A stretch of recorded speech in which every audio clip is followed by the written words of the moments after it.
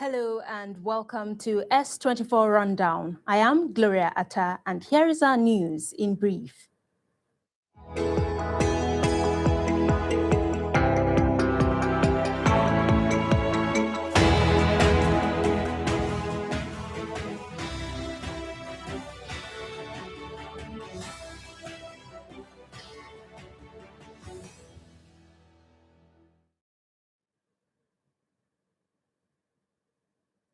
To start with, the federal government has assured Nigerians in South Africa of their safety amid renewed anti-immigrant protests and rising xenophobic tensions.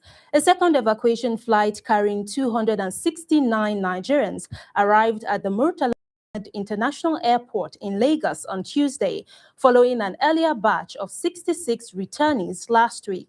The evacuation comes as thousands of protesters marched across major South African cities, demanding the removal of undocumented migrants. While authorities said the demonstrations were largely peaceful, isolated cases of looting, assaults, and intimidation were reported. The Nigerian government says more evacuation flights are planned for citizens who have chosen to return voluntarily and pledged continued diplomatic engagement with South African authorities to safeguard Nigerians living in the country. Meanwhile, the Nigerian High Commission in Pretoria says about 700 Nigerians are still awaiting evacuation, with temporary shelter and humanitarian support being provided pending their return. Meanwhile, the World Bank has approved a fresh $1.25 billion loan for Nigeria under its Nigeria Actions for Investment and Jobs Acceleration Program, despite growing concerns over the country's rising debt. The approval was announced alongside a new 2026 to 2032 country partnership framework, which aims to drive private sector-led growth and create jobs. According to the World Bank, the plan will expand electricity access to 32 million Nigerians, provide broadband to 58 million people, improve healthcare for 40 million citizens, and support 9.5 digital economy, agriculture, capital markets, and revenue generation. The approval comes amid criticism from many Nigerians who argue that increasing external borrowing has not translated into better living standards. Moving on to politics, the Independent National Electoral Commission, INEC, says 9 political parties have collected access codes to upload candidates' details for the 2027 presidential and National Assembly elections. INEC National Commissioner for Voter Education and Publicity, Mohammed Haruna, said the parties include the APC, ADC, Labour Party, Accord, Action Alliance, National Democratic Congress, National Democratic Party, People's Redemption Party, and the Social Democratic Party.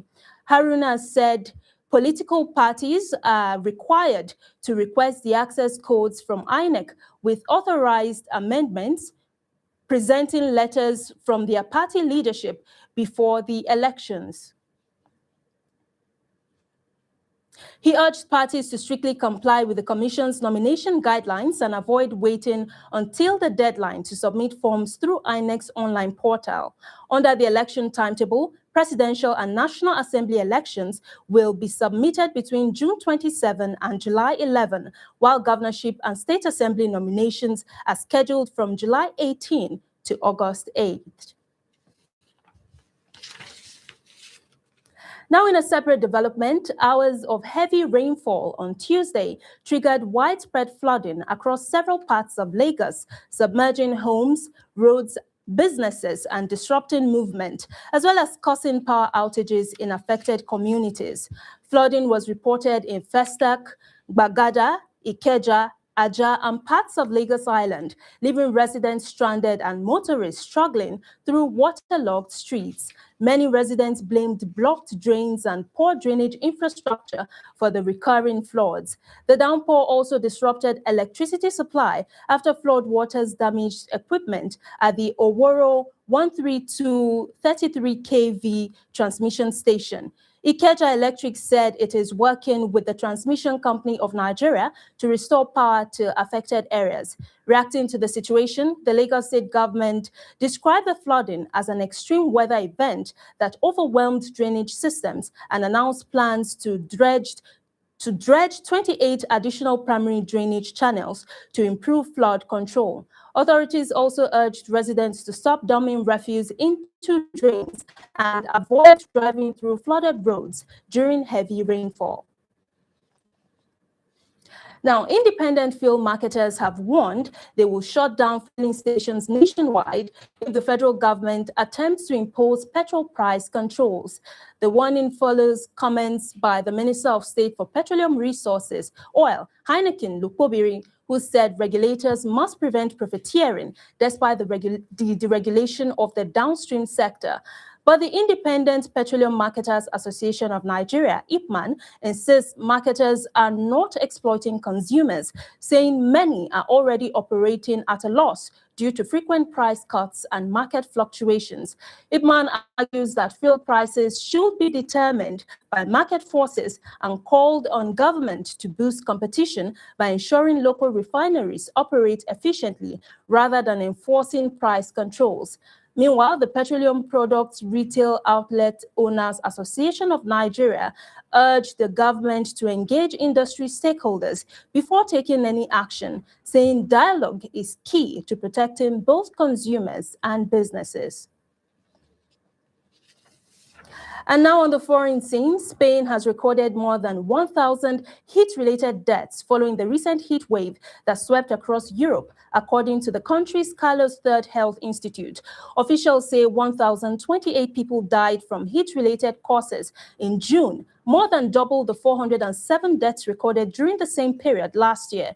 Spain also experienced its hottest first 6 months on record, with average temperatures 1.6 degrees Celsius above normal. Scientists say the extreme heat wave, which broke temperature records across several European countries, would have been virtually impossible without climate change.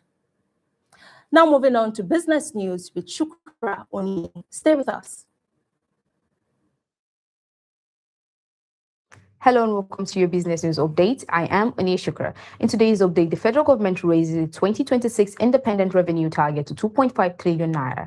PwC Nigeria expands its leadership team with 4 new partners.